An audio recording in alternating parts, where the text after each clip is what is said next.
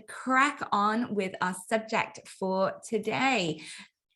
And welcome to the weekly live show, whether you're here with us live or doing the replay. My name is Laura Green. I am a yoga teacher, a teacher trainer, and a business mentor for yoga teachers with an absolute passion for teaching all things related to rest. Having run a course specifically on transformative rest. I'm a lover of restorative yoga, yoga nidra, sound baths, meditation, pranayama, and really teaching people the power of transformative rest. And I think we need it now more than ever. My students are still so tired. So I think we really need this. And I feel very fortunate that through the Yoga Teacher Collaborative, I have got to know Dina, who equally shares a passion for teaching the power of rest. And she specializes in restorative yoga and yoga nidra and is a teacher trainer as well. And I'm really excited to be collaborating with Dina on a retreat, which we'll tell you about later. But first of all, Dina, welcome. Thank you so much for being here.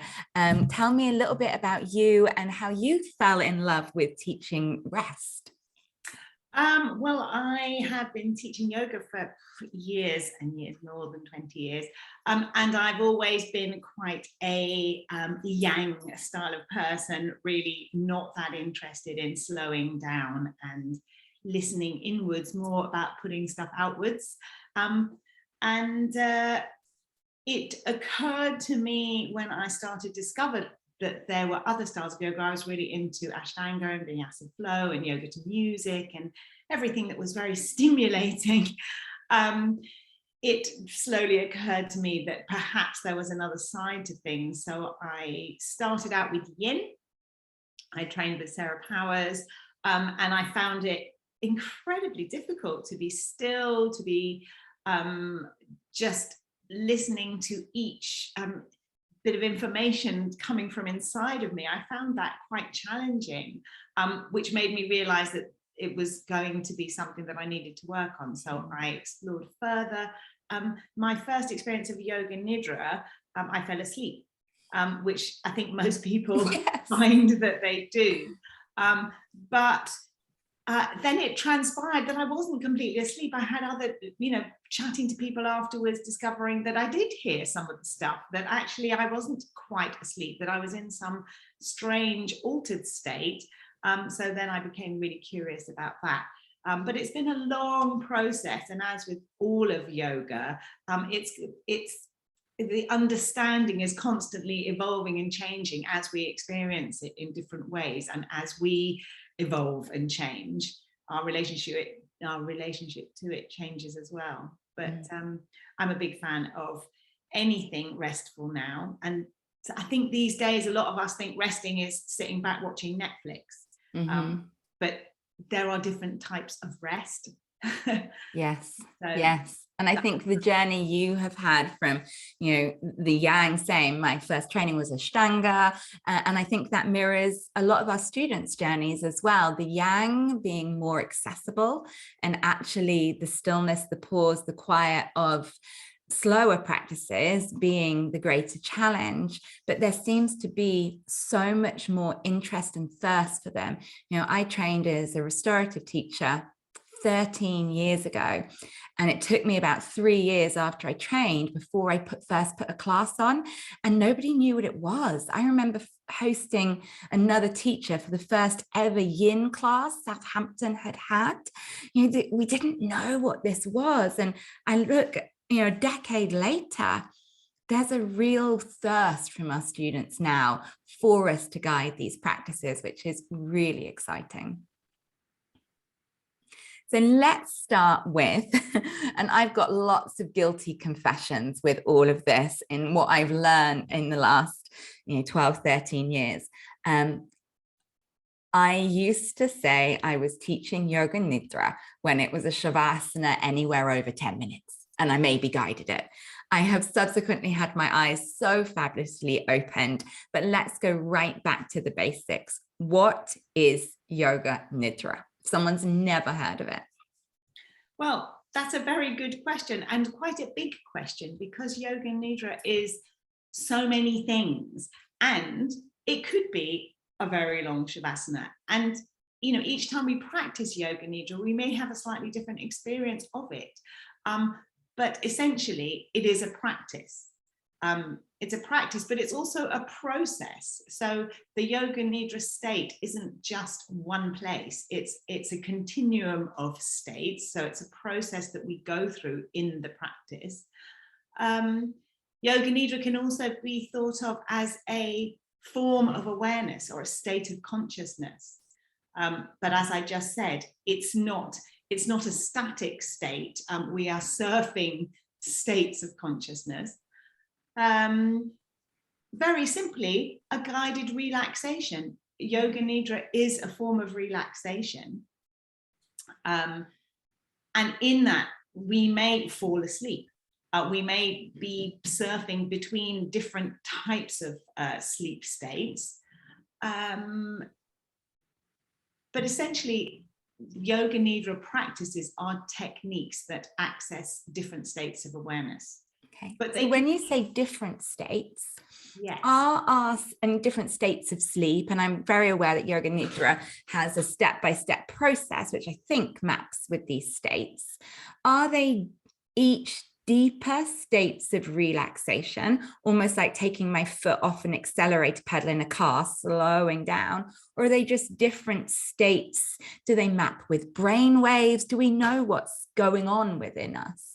Yes, they are different. Well, they are different states on a continuum from awake to asleep and in between those states. So they do map with brainwave patterns, you know, the alpha, beta, you know about those. The very awake state is more like a beta state, sort of busy and alert. And then as we become relaxed, we drop into the alpha state. So there are different measurements of brain waves. Mm-hmm. And the alpha state is kind of relaxed and chilled. And then the theta wave state is kind of a dreamy, meditative state. And then the delta wave state when we're asleep. But what we're doing in Yoga Nidra, we're not necessarily going to one of those. We are surfing between them. And what is super interesting about these places that we go to is that they are all different. So for example, you may know how it feels when you're falling asleep. So you're going from awake to asleep. There are various different places that you go on that little journey to asleepness. You may get woken up when you're just dropping down, and that's different than when you're in deep sleep and you get woken up. But there's the state of waking from sleep is a different state than the state of falling into sleep. And they've got some lovely names. Pompic, sorry, my brain is just hypnagogic and hypnopompic and hypnagogic, what wonderful word. I know, they're wonderful. And one means falling asleep and the other one is waking up. And they're just very slightly different. When you think about it, they do feel it. But I wonder if everyone in day-to-day life, if not guided through something like Yoga Nidra, experiences all of those states. Because, you know, my husband and I, both of us, when our head hits that pillow, it's like awake sleep. and neither of us massively dream. So I wonder, and when I'm in like a sound bath or when I'm in Yoga Nidra, that has been my only experience of these states of and meditation, like where am I? Like this sort of floating. I don't get that when I go to sleep. It's awake, dead asleep. You think that, but actually you are going through those states. You may just don't have when you're falling asleep, you don't have that awake awareness of exactly which state you're in. Although some people, there's a thing about lucid dreaming where you're consciously dreaming stuff, but that's a whole nother subject. But what did you say that you don't dream? Not really, no. I think that you probably do dream, but that you don't remember your dreams. Yes. Yeah. And so that's a possibility. But most people, there are different sleep states. So there's a light sleep and there's a deep sleep and there's the waking up and the falling asleep, and they are happening. I think you can't go immediately from point A to point D without passing through the other states, but you just may not be aware of it. But I think that's what's interesting about Yoga Nidra, because we are hanging out in those in-between states, which we don't normally hang out in. We normally just go straight through them. So this is what's interesting. We're hanging out in the in-between states. Not always. Sometimes we may be asleep. Sometimes we may be completely awake and alert during Yoga Nidra, and none of it is wrong. There are, every time we practice, we may have a different experience, as with meditation, as with yoga. You know, it's never the same twice. But we are surfing and hanging out in places where we normally are just passing through. That's a really powerful practice to experience that. So how would you say it tangibly differs from Shavasana? Well, there are many similarities. Lying down being the first one, and relaxation. So those two. But in Shavasana, we're not being guided, necessarily. I guess you could say it was a very long Shavasana, but you know, Yoga Nidra tends to be 20 to 40 minutes approximately. It's harder to do it more quickly because there are these stages that you want to move people through.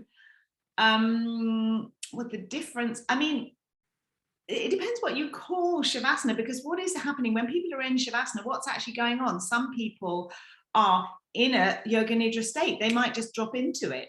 They might be in that in-between wake and sleep state. I think they probably do. You know, those people, they do these tiny little snores, the little, they kind of wake up. They're not fully asleep because they hear you when you say come out. So I think, you know, that I don't think you can easily distinguish between the two. It's just that I think it's the intention. Yes, and that was just really noticeable. I had a little breakthrough moment then. When I think of Yoga Nidra, I'm thinking of a process, whereas you're thinking of Yoga Nidra as a state of being.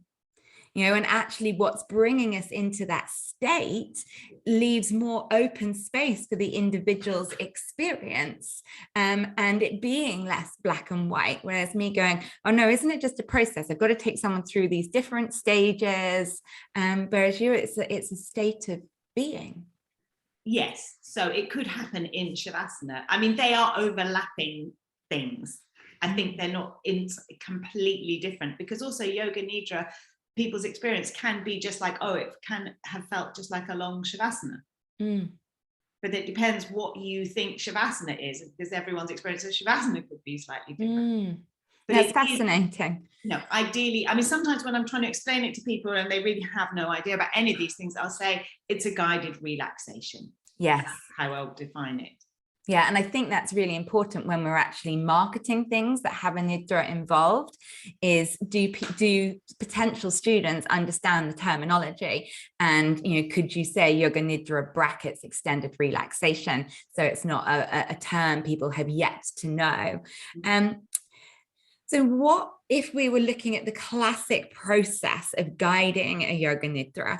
I understand, as we've mentioned, there are different stages. What are the different stages, and how important is each stage? You know, I have been guilty in the past of printing off a script for Yoga Nidra that says it's 40 minutes long. I only have 20 minutes, so I cut bits out.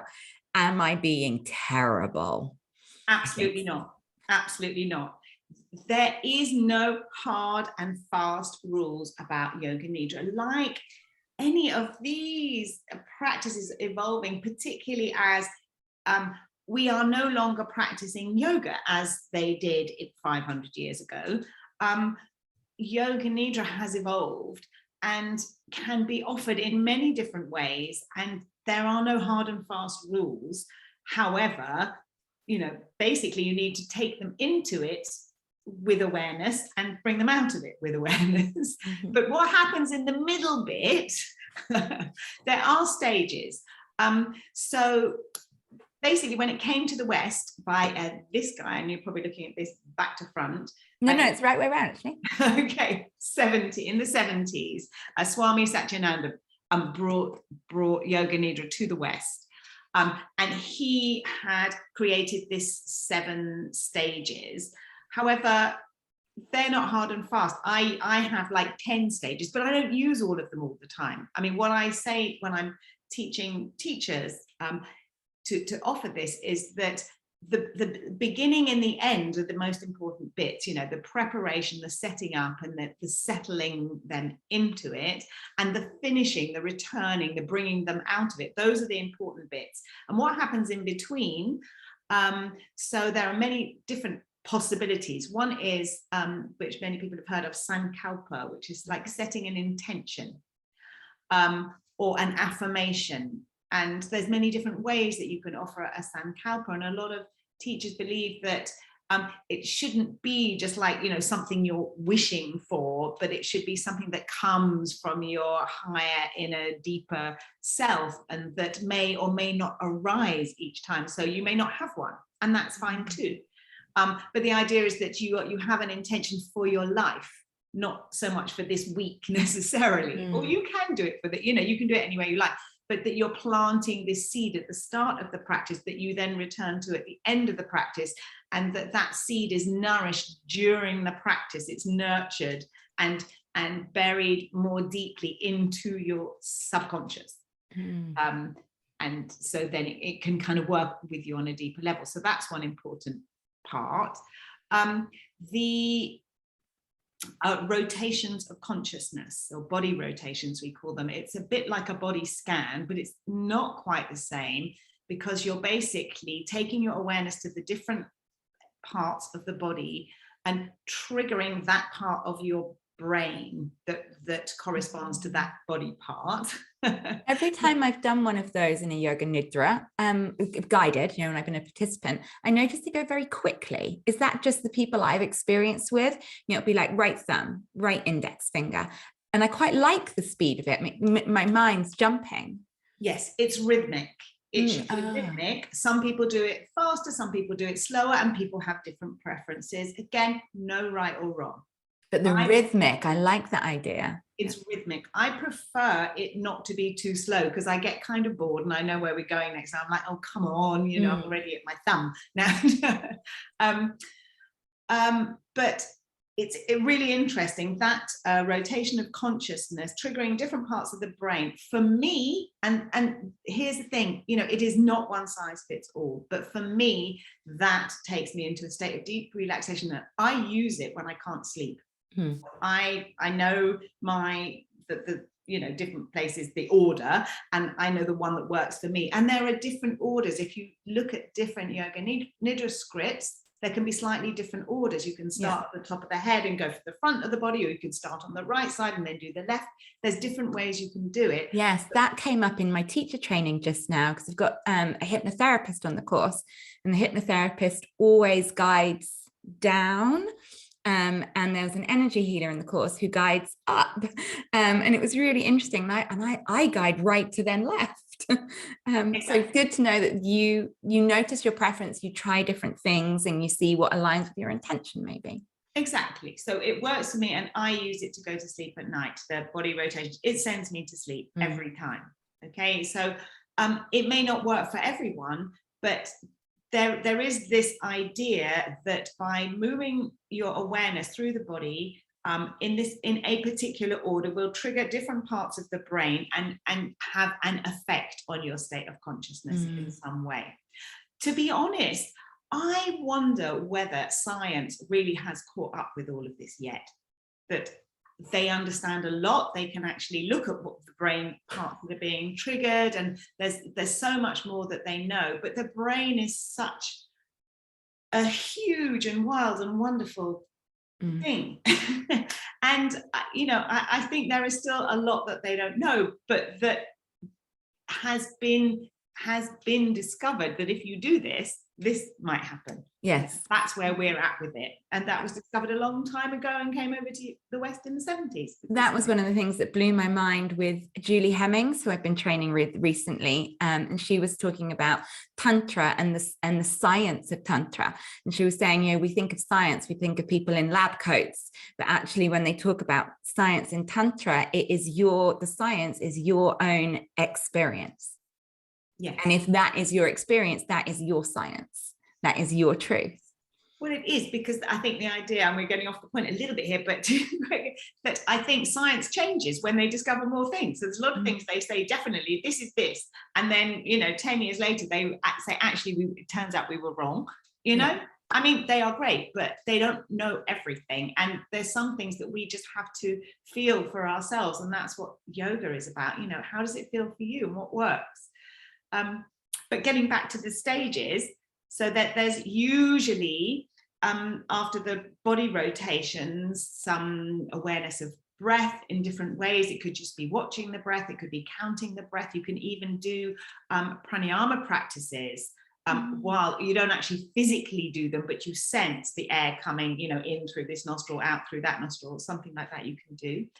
And then an interesting section so these sections are not necessarily, they don't have to all be included, because it could take an hour maybe to do all of this. So, you can leave bits out. Opposites is a really interesting one. This idea that you are holding in your awareness two contrasting things at the same time, heat and cold. It kind of takes you, it's this state of a kind of surreal state where anything is possible.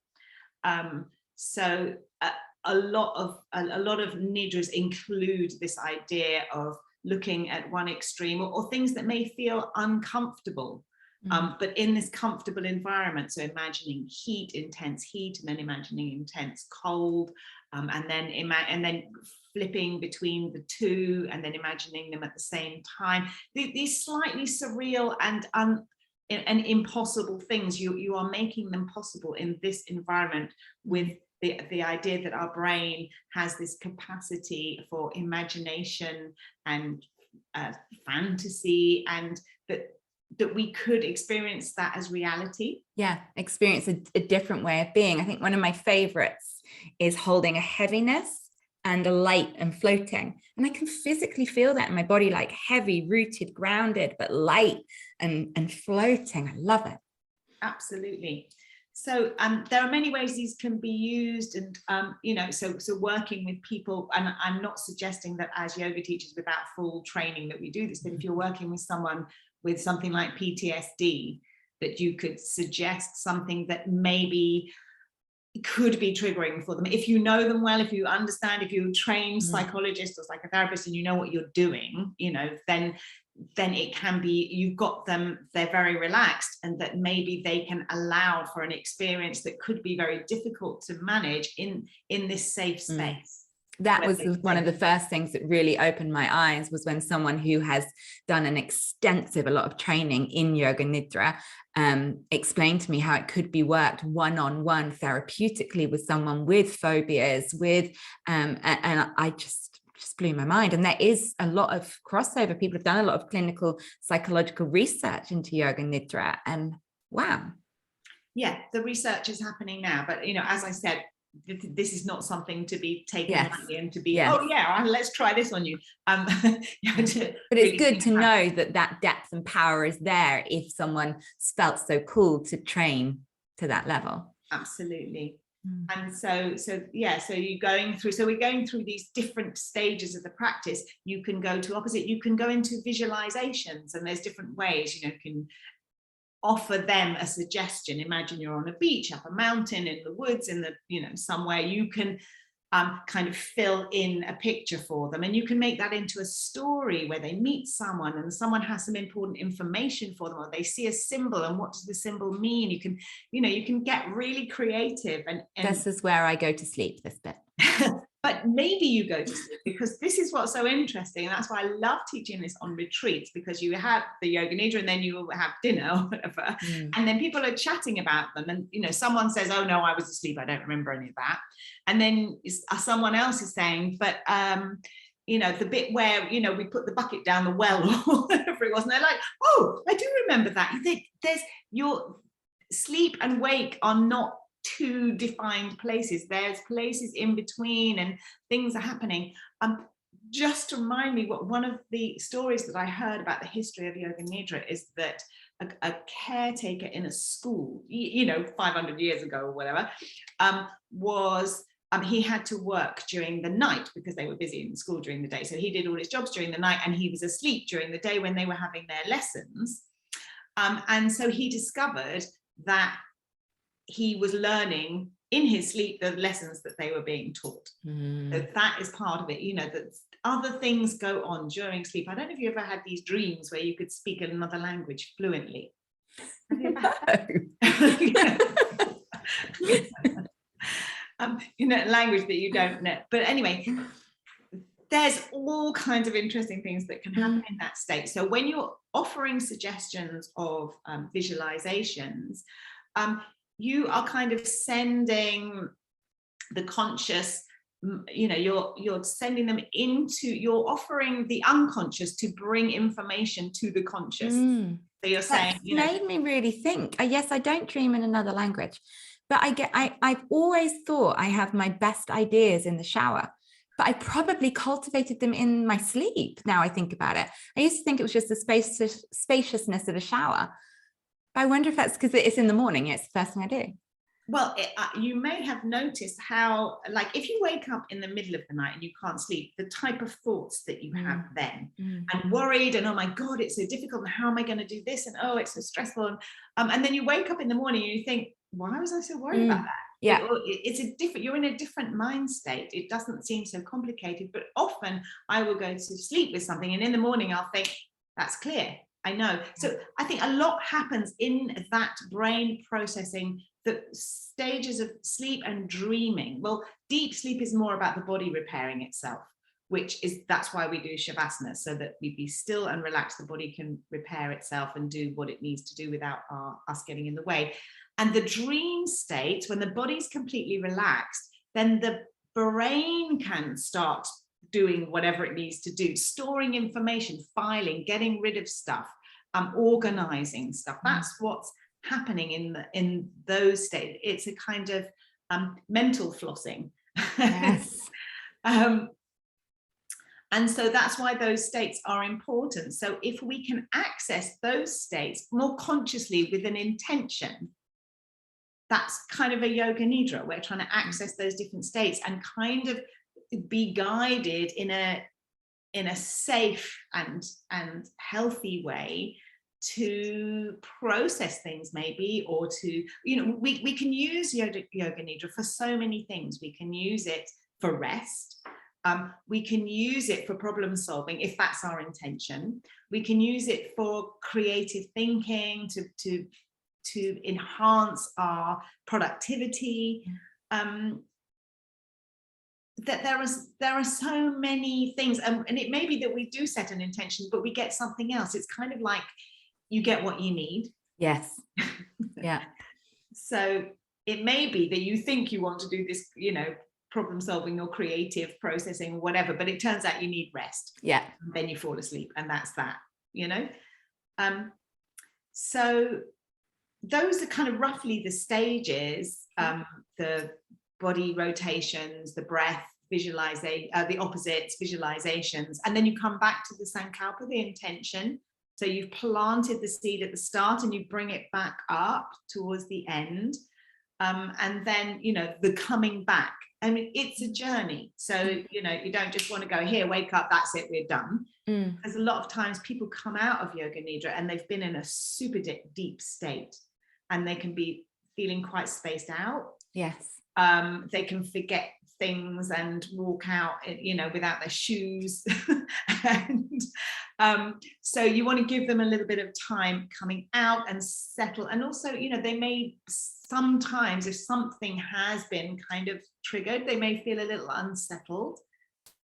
So you really, you know, need to have created this safe container for whatever happens. And then you need to hold it when they come out and give people time to kind of come back. You know, I always say, don't operate any heavy machinery. Yes. Yeah. So, but you don't have to include all of those. As I said, that's a long session if you included all of them. And some scripts, you know, when you get into kind of making your own scripts, you can kind of include them. You can include the opposites in the visualizations. Yes. You know, you can kind of mix them up a bit. And do you think you always have to have scripts. I mean, both of us have been teaching a long time, and at the beginning I did used to use scripts for things, but now very much in my guided relaxations, in my meditations, I let the words just come through, especially with that yoga nidra. If you have an outline process that's holding you, is it okay to trust that intuition and come off script? Absolutely. I think, the thing about scripts is they're a really good guide. And especially when you're just starting out and you're trying to think of everything, it just keeps you on track. But there's a really big difference between reading something and saying something. And when someone's reading a script, it sounds like they're reading a script. And that doesn't sound as good. It's nice to hear people speaking naturally and going along with what feels comfortable in that moment. And I think once you know it, once you know where you're going and what you're doing, you don't need a script at all. Yeah. Maybe there's a lovely halfway house of just deciding the process, the intention, giving yourself some little pointers, and then trusting. Yeah, or just little notes, because it. So I sometimes do one like, and the winter solstice, I do a Nidra, which the visualization is wintry and there's snow and there's cold, but then I like to bring in warmth. So then you're in the snow and you walk along and then you see a big fire, a big bonfire, and you're sitting in this really comfy chair and sheepskins and all. And I just like to make little notes so that I remember these things, that I remember where I'm going with it. But you can, as I said, you can think it through where you want to go with it, but you might change your mind, as we do when we're teaching yoga. We might think, I want to work on hips today, but actually you end up doing something with shoulders because that's where it goes. Absolutely. So what is the importance of training in yoga nidra? Because you offer trainings, we're doing a training together. What is someone getting more of when they take a training and they take it more seriously? I think, first of all, lots of practice for yourself to actually be in that experience and to really understand start to understand the different states from your own experience, because it's all very well talking about all these things, and you must have all understood that through your own yoga practice, that things start to make sense when you do them yourself and you have those experiences yourself. So firstly, that. Secondly, just really understanding those different stages, working with opposites and visualizations, and trying out different body rotations. And I think it's just, gaining a different understanding of the different states of consciousness. Some of the kind of science behind it. Especially so you can really feel held in the power of it. Absolutely. Actually, this is really, really doing something. Yeah, and also about working with issues that might come up. Yes. I mean, we are fragile in many ways, and we don't know who's coming into the room with us. And so just having certain things in place to keep it safe. Yes. Yeah. No, that it makes me certainly want to train more. Do you have a guided recording? If somebody's like, I need to do a yoga nidra with Dina right now. Do you have a recording on YouTube? I haven't asked you, but before I should have asked you. Actually, no. And people keep asking for it. And I have recordings that I've done in my trainings, but I've never actually cut them out and put them in. I should do that. But I can recommend some really great places to look for. I mean, there is so much out there. But a really good place to look, sorry, I'm just getting my, for good records, Insight Timer. Do you know Insight Timer? Yeah. Okay, well, those are all, it's not just random people sticking their stuff up. They've all been checked and tested, and they are, there's some quality control there. Yes. So Insight Timer has a lot of really good recordings, and I can recommend certain people. Do you want me to do? Maybe we'll put that in the comments. We'll go back in the Facebook and type it into the comments. People can see that. Yeah, absolutely. But Insight Timer is free, and that there are some great Nidra recordings on there. I know I will be carving out time for one this afternoon on that. And I think I would love to say at this point that, you know, I would love you to experience a yoga nidra with Dina, and I cannot wait to experience one with you in October, because Dina and I are leading a weekend retreat just for yoga teachers called Transformative Rest. It is a blend of a protected space for you to come and be held by both Dina and me to get deep rest, but also a training. So you will get a training in the fundamentals of yoga nidra with Dina. You will get a training in restorative yoga with Dina.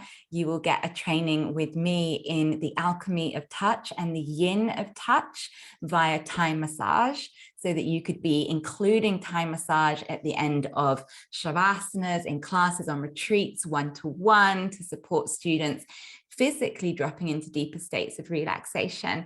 And you'll be learning with me the true philosophy of yin, and applying that to yin yoga and the Taoist principles, as well as having a nidra with Dina, having kirtan with me, having morning chanting and practices, and staying in a beautiful stately home with a wonderful vegetarian plant-based food for a whole weekend in Kent. So if you have enjoyed learning with Dina and me today, and you want to become more skilled in teaching the power of transformative rest to your students and get rest to yourself, please come and join us. It is the last weekend in October. I will share a link. It is in a beautiful stately home in Kent. Dina, you've been going to this place for 14 years, haven't you? I have indeed, and I've seen it evolve from quite shabby to really luxurious. It's gorgeous. It's the best venue. And what are you looking forward to? What are you looking forward to most about our retreat weekend together? I think it's just, you know, being in that relaxed environment, all those wonderful practices, hanging out with like-minded people, eating delicious food, resting, doing nidra together, and in a gorgeous, you know, there's lovely walks around there. It's beautiful.